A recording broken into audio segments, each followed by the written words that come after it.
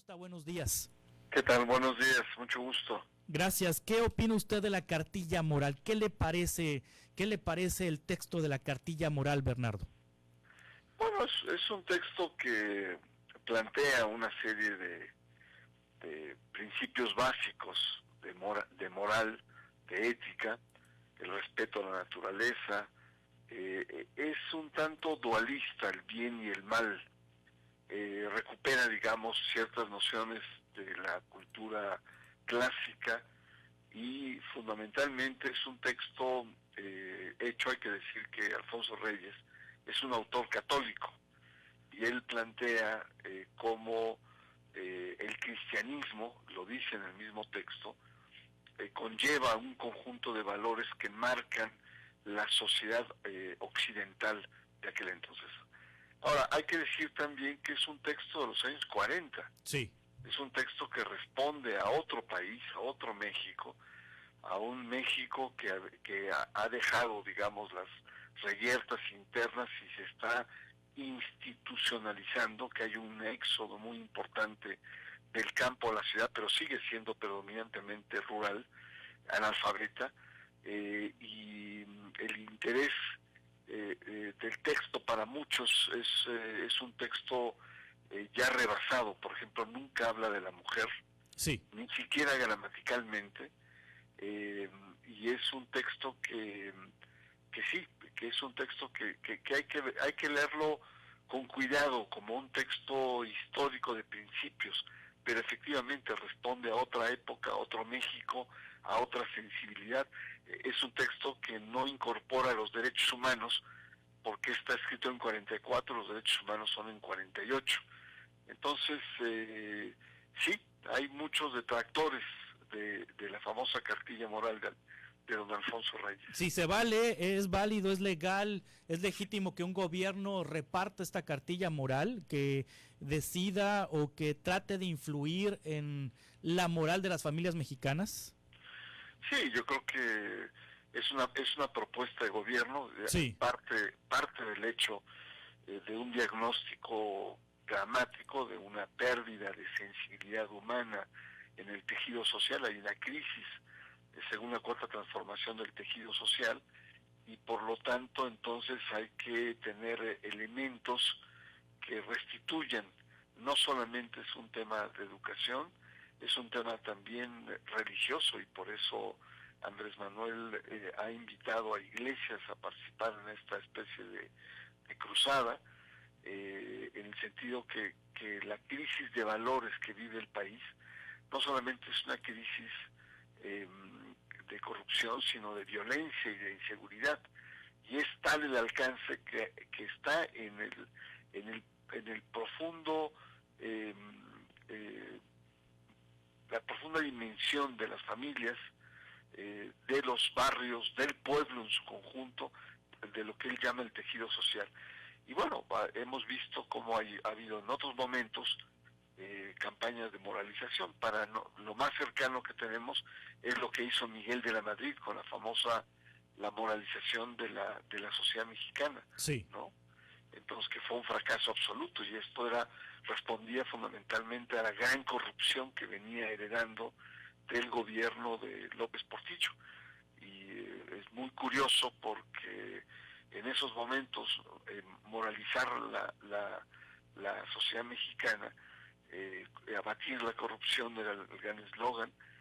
La revista Proceso hizo un análisis y demostró que los principales actores de corruptores en el país venían de escuelas católicas, cuando la hipótesis en aquel entonces era introducir valores cristianos en las escuelas para poder, digamos, salir a flote en materia de corrupción. Y curiosamente los corruptos más voraces venían de escuelas católicas. Sí, Bernardo Barranco, la Iglesia Católica no le ha tomado la palabra al presidente. De hecho, este fin de semana la Arquidiócesis Primada de México criticó la distribución de la cartilla moral que lleva a cabo el gobierno federal, al enfatizar que el fomento de los valores es tarea principal de la familia, pero las iglesias evangélicas sí le tomaron la palabra Andrés Manuel López Obrador y van a repartir 10,000 cartillas morales y los pastores van a ofrecer plática, charlas, orientación con respecto a la cartilla moral. ¿Por qué la iglesia evangélica sí o las iglesias evangélicas sí y la iglesia católica no? Bueno, creo que habría que distinguir muy bien, sí, porque Confraternice o la confraternidad de Arturo Farela representa un grupo de iglesias evangélicas. No son todos los evangélicos, incluso hay iglesias evangélicas grandes que ya se han demarcado. Estoy pensando Luz del Mundo, que tiene más de 1 millón, sí. Los Testigos de Jehová no entran, además de la Iglesia Católica. Entonces hay que dimensionar bien, porque no son todos los evangélicos, sino es un sector de iglesias evangélicas, sobre todo de corte pentecostal, que está más afincado hacia el sur-sureste y que están congregados en torno a Confraternice. Confraternice no es una iglesia, sí. es una ONG que da servicios, apoyos, sobre todo legales. Cuando se da cambios constitucionales con Carlos Salinas de Gortari, surge Confraternice para apoyar en el registro de estas pequeñas iglesias. Y cada iglesia, además, tiene su propio gobierno. Es decir, Arturo Farela podrá invitar, podrá motivar, pero cada iglesia decide o no. No es como la Iglesia Católica, que el Papa tiene una autoridad sobre el conjunto de la Iglesia. Aquí no, aquí hay una atomización, digamos, de decisiones. Bueno, Arturo Farela, contestando tu pregunta, sí. Es muy amigo de Andrés Manuel López Obrador. Son desde hace años, cerca de 15, 20 años. Lo ha apoyado de manera absoluta en materia electoral en los procesos a la presidencia, 2006, 2012, por supuesto el 2018. Incluso Farela ha estado bajo presiones legislativas en materia electoral por haber violado la ley electoral, y los ministros de culto, sabrás muy bien, no pueden intervenir en procesos electorales. Bueno, Farela tuvo que dirimir 2 recursos administrativos en materia electoral. Él se ha apuntado a ser un aliado, por así decirlo, evangélico de Andrés Manuel López Obrador. Incluso hay una promesa de concesión de medios de televisión y de radio que se están estudiando desde febrero para poder otorgárselo. Es decir, hay un sector del evangelismo pentecostal que es cercano a Andrés Manuel López Obrador y a la Cuarta Transformación. Quieren ser un instrumento religioso de la Cuarta Transformación, pero esto ha acarreado, como muy bien lo notaste, ciertas resistencias, o podríamos decir celos institucionales, principalmente de la Iglesia Católica, que es la mayoritaria de este país. Sí. Entonces el panorama se está pensando en cierto sentido a nivel de la interlocución de la Cuarta Transformación frente al conjunto de iglesias en este país. Bernardo Barranco, ¿López Obrador es evangélico? Pues mira, es una gran pregunta, porque se presenta en oraciones, se ha presentado con muchas oraciones con los evangélicos. Él mismo se dice cristiano en sentido amplio y un seguidor del Jesús de los pobres, el Jesús que muere en la cruz a causa de la justicia. Y muchos evangélicos lo consideran un cristiano. Sin embargo, pues le puso a su movimiento Morena, lanza su campaña el 12 de diciembre y saca en su cartera, varias veces ha presumido la estampita de la Virgen de Guadalupe, cosa que realmente sería una cosa catastrófica para un evangélico común el tener estos lances, de tal manera que ahí definen los católicos que Andrés Manuel es católico. Y por otra parte, también es muy dado a los giros chamánicos mesoamericanos o neomexicanistas. Recordarás sí, que en la segunda ceremonia en la plancha del Zócalo hizo una ceremonia antigua de los antiguos mexicanos. con inciensos, con purificaciones, etcétera. Y yo más bien creo que Andrés Manuel tiene una religiosidad difusa, pero es una religión difusa, hecha creada para eso, para poder llegar a amplios sectores. Es una religiosidad deliberadamente difusa. Sí, y también es un admirador de Benito Juárez. ¿Encuentra usted una contradicción ahí? Por supuesto, él ha señalado en diferentes momentos que Juárez es el mejor presidente del país. Exacto. Lo cita en diferentes momentos.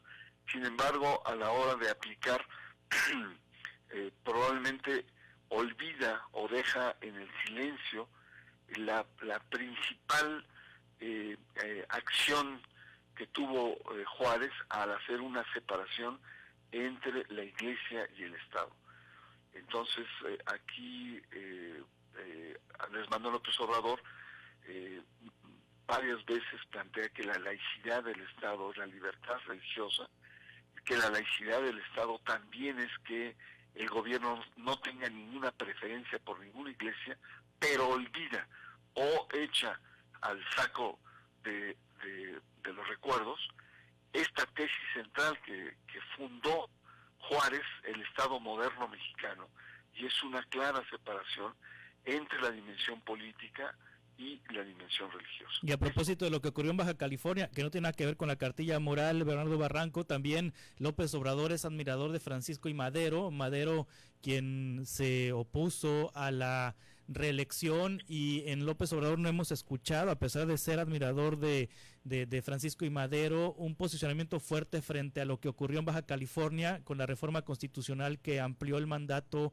o que pretende ampliar el mandato del gobernador electo de 2 a 5 años, a propósito de la no reelección. Pero bueno, ese es otro tema, Bernardo Barranco.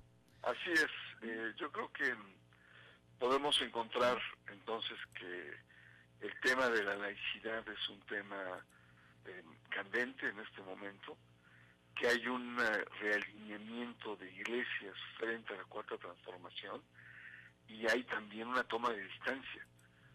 Y esta polémica, la arquidiócesis y algunos obispos que dicen la distribución de la cartilla no es la solución del problema, es una solución más compleja que atañe al tejido familiar, y por lo tanto la Iglesia Católica no tiene como prioridad la distribución de la cartilla.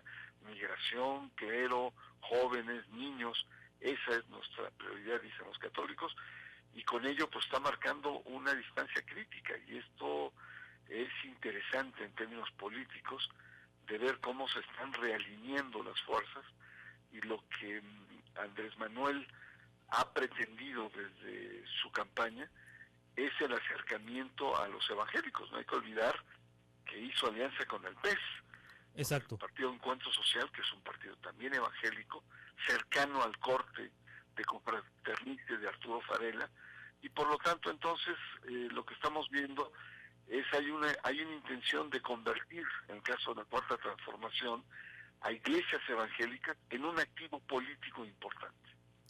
Bernardo Barranco, le agradezco mucho que nos haya tomado esta llamada y que nos haya compartido sus puntos de vista. Muy bien, muy buenos días. Buenos días también para